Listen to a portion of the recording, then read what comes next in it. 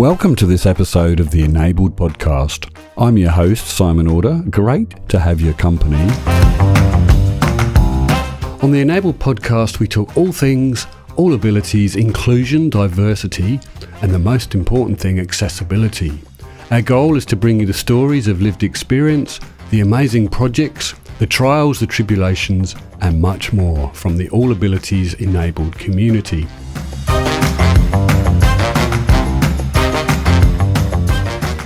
The Enabled Podcast is brought to you by the Ability Heroes organisation.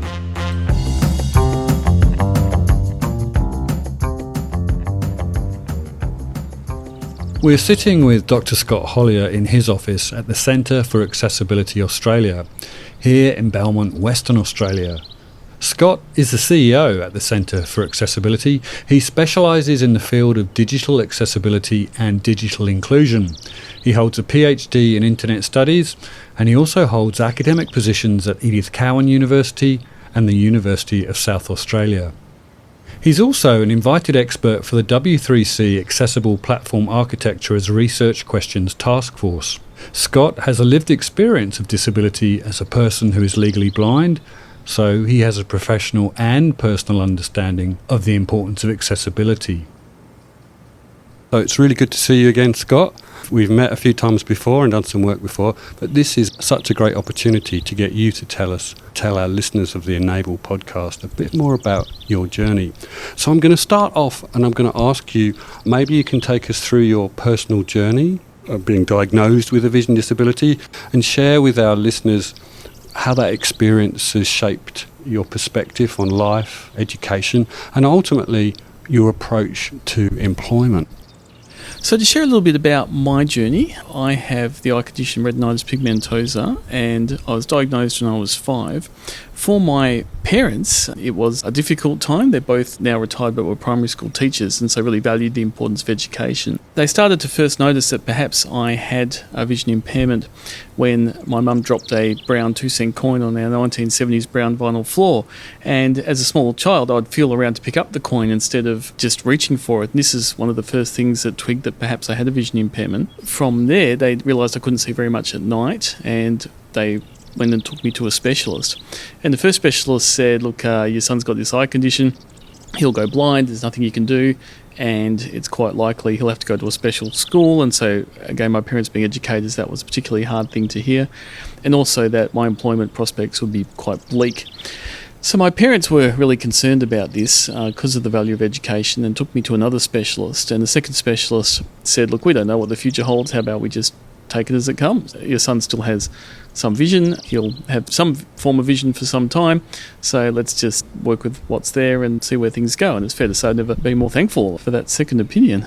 Going forward, probably one of the most important things in my journey was education, and there were 2 people in my life that really made a huge difference in supporting that. One was a Year 9 science teacher who noticed that when I was trying to dissect a rat in biology class, that when we had this giant magnifier with a light under it, it actually really improved my handwriting because I could actually see the blue lines on the page. And so because of that, the science teacher noticed that this equipment really helped. And in the late 1980s, the technology and the impact of that was still evolving. So he spent a bit of time just personally looking into what might be available.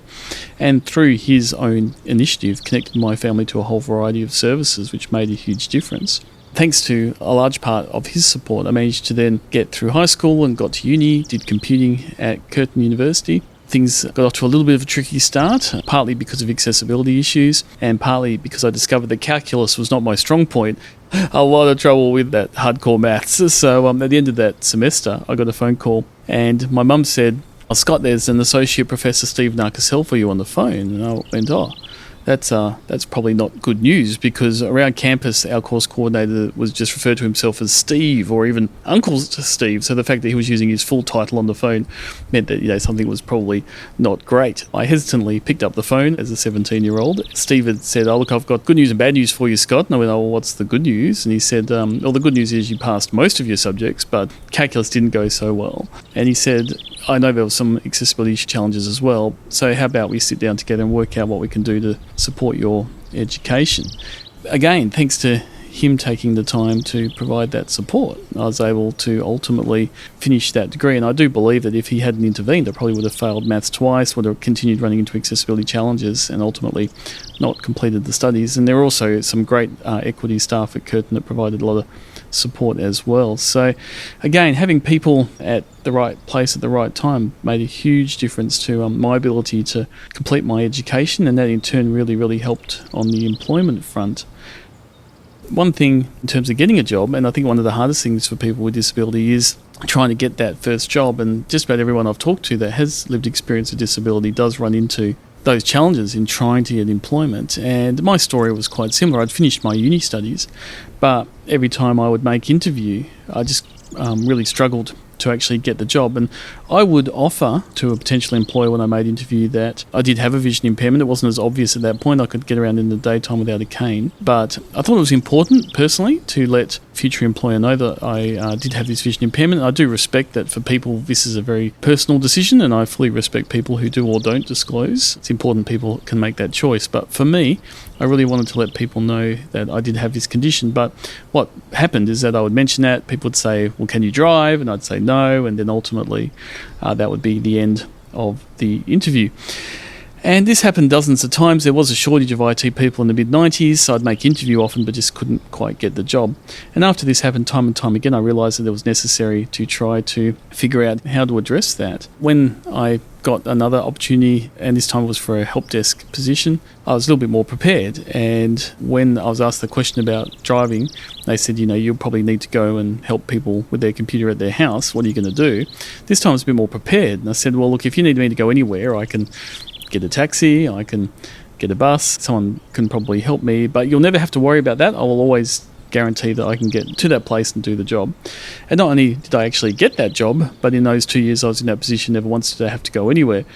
And so this is a little bit, I think, of the story of disability and employment. Sometimes there's a little bit of marketing and just trying to convince that person on the other side of the table that you're capable and able to do the job. The rest of my journey all went from there. It's clear from what you've said so far that navigating the world with a vision disability often involves unique challenges. From what you've told me in the past, that includes the seemingly simple task of stepping out of the door. Can you share some of the personal challenges you faced in terms of accessibility and mobility, and how those experiences have influenced your advocacy work for a more inclusive and accommodating society? I think it's important to recognise that for people with lived experience of disability, there are days where things are difficult. Unlike that famous footy mantra, sometimes failure is an option, and sometimes it will take me a few goes. Some of my personal challenges is that my vision these days is very limited, and I do rely heavily on cane for mobility to get around. And sometimes that is difficult, and sometimes I'll run into things, and sometimes that is discouraging. But it's been my experience that if I can piece together the little things and the everyday things become possible.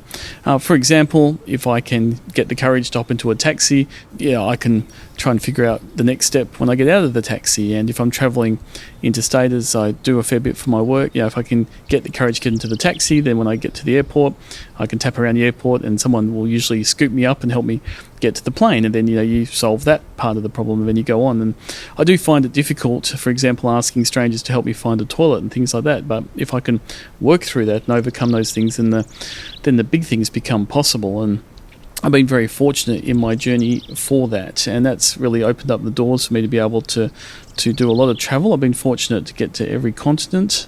I've been fortunate to be able to do things like whitewater rafting down the Grand Canyon and climb the Sydney Harbour Bridge and run with the Olympic torch. And all these opportunities are really largely thanks to a lot of support around me. I often liken it to trying to change a light bulb. You can leap to the ceiling to change a light bulb, but it's a lot easier if you use a ladder. And all through my life, I've had that support under me, really allowed me to do things independently, but still have that support. And so that's what really branched me into where my career is and area of passion, which is around digital access. So to make sure that people with disability get effective access, two things need to happen. People have to have the right tools in their device of choice, and then we need to make sure things are accessible with those tools. So the content with websites and apps and documents are created in a way that works with the tools that people use. Most of my career after university has headed in that digital access direction. That is and remains my passion.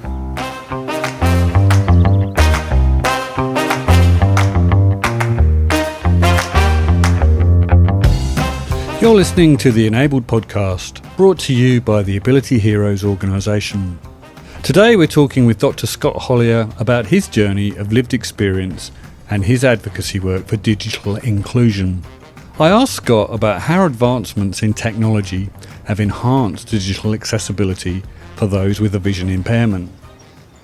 It's a fantastic question. If we go back to the 1980s and you were blind and you wanted to have a voice read things out to you, you were really limited with the personal computers of the day. The voice was very robotic. You were really, really limited in what its functionality was. But what we've seen from the mid-1990s and onwards, that we've seen a lot of evolution of great software. The main issue was the price. Many people who are blind or have low vision will be familiar with the JAWS screen reader, for example, or Zoom text to magnify the screen. Also, there's things like high contrast themes available. So there's some great technology, and it's been around in its largely current type of form since the 1990s. But it was really expensive, and it used to be the case that the software was about the same price as the computer itself. And so this made it really prohibitive for people, especially on low income, to be able to get some of these great tools. And while today a lot of those tools are still available, what's fantastic now is that as a legally blind person, if I want to have my computer talk to me, or I want to zoom in on the screen, or I want to have a high contrast theme, these things are all built in now. So whether it's Windows or Mac or an iPhone or an iPad, Android, these great accessibility tools are just largely out of the box. And so the organisation I lead with Centre for Accessibility Australia, we have a help desk resource on our website to give people a hand to get access to those features, because although the commercial products are still there, and there are in some scenarios benefits to those, the fact that you can just use a computer or just grab a phone, and you don't need the blind phone, you can just grab a standard phone off the shelf from a store, and the accessibility features are built in and works. Now I think that's the biggest and probably the most exciting thing that's happened in recent times. As I was saying before, to get accessibility right, we need the two sides of the coin. One, to make sure that people have the right tools in their device of choice, and for the most part we're largely there now. So then the attention turns to making sure our content works with them. Digital technology has definitely democratised accessibility and inclusion far more than it was before the world went digital. And I'll stay on the digital theme for a second, because this is how we met. In the realm of digital accessibility, web content inclusivity is very crucial. Can you shed light on how the WCAG, and I'll just for our listeners say WCAG stands for Web Content Accessibility Guidelines, can you shed some light on how that standard has played a role in making online content more accessible for people with various abilities? The Web Content Accessibility Guidelines, or WCAG, as we tend to call it, is absolutely critical to making sure that content is accessible. And that other side of the coin, making sure our content works, really does keep coming back to the WCAG standard. So the WCAG standard has 13 key guidelines to support a variety of different disabilities in making our content accessible. Things like making sure there's alternative text for images, captions on video, making sure that we don't have things flash on the screen too rapidly that could trigger a seizure, things along those lines. And the standard really makes a huge difference if designers and developers follow the WCAG standard with their website, developing their apps, and also documents. Even though it's called the Web Content Accessibility Guidelines, it does apply to apps and documents too. If people do those things, then people with disability can really effectively use that content. So we really strongly advocate for WCAG to be implemented. It's a particularly exciting time at the moment when it comes to WCAG, because recently we had a update to the WCAG standard. Version 2.2 is out now, and because that is a relatively recent development, we've seen some improvements around the guidance, particularly around supporting people with cognitive disabilities. So we've really entered an exciting time where there's more we can do to make sure our content's accessible. And certainly if there's any designer or developer out there, or even just a content producer with a document that is trying to make things accessible, check out that WCAG WCAG standard, and you can do a lot to make your content accessible. I get a lot of questions about website auditing, document auditing for inclusion and accessibility. Could you share some practical tips and tricks for content creators? The Centre for Accessibility Australia that I lead, we have some really good resources at accessibility.org.au, and I also have an auditing team. There's 11 of our staff, 7 of which have a disability. The common things that the team often refer to me: try to check your work for accessibility, so built into Word. Many people know that there's a spell check there, but don't realise just a few icons along there's a check accessibility button. So that's a really good tip. It doesn't check everything, but it's a great place to start. So if you're using Word or PowerPoint or Excel, also Adobe Acrobat, there are accessibility checkers built in. So absolutely use those checkers, and that can be really helpful. Be aware of making your links descriptive. So, for example, people often use things like click here or read more. And that's a bit tricky because if you're using a screen reader and you land on a link that just says click here, people go, click here to what? What's that link going to do? So if we make that link really nice and descriptive, then that can make a huge difference. There's also accessibility checkers that you can put into your web browser. So there's a great one called Wave, W-A-V-E. You can install that in Chrome as an extension. So if you want to check web pages, then there's some great tools. Again, they don't check everything, but there's a really good place to start. One of the other things that our team reports on is that people often forget to put captions in videos. So if you can do that, then that provides great support to people who are deaf of hard of hearing. So there's just a few tips, and they tie back to the WCAG standard that can really make a difference. And we do have a big resource around digital access and how to get going with it on our website. So if you are interested in more information, check out accessibility.org.au. Thank you very much for talking to us today. Some great tips there and some really fantastic insights into what you're doing, your journey, and the Centre for Accessibility. Absolute pleasure to have you on the Enabled podcast. Thanks so much for having me.